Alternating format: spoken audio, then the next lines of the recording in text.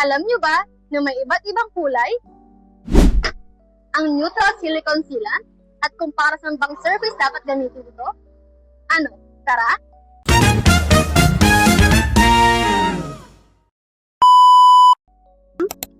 Tritris Neutral Silicone Sealant.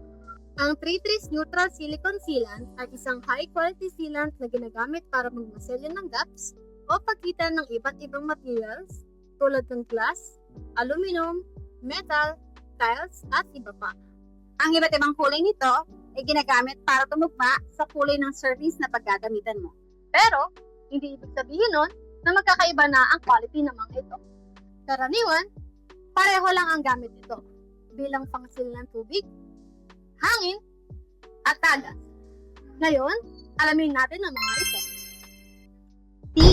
Transparent. Ang transparent or clear ay para sa salamin, glass windows, aquariums, o kapag gusto mong hindi halata ang sealant. W. White.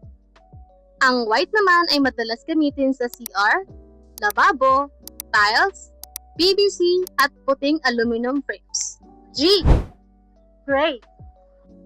Ang gray or silver ay para sa concrete, stainless steel, or industrial look. B. Black.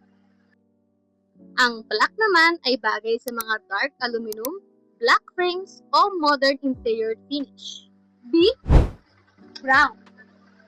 Ang brown ay ginagamit sa mga kahoy o wood-style finishes.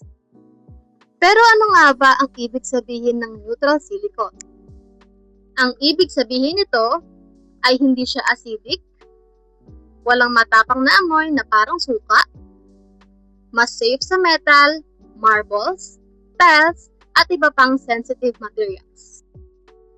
Kaya kung quality sealant din ang hanap nyo, i-try nyo na tong Tritris Neutral Silicone Sealant.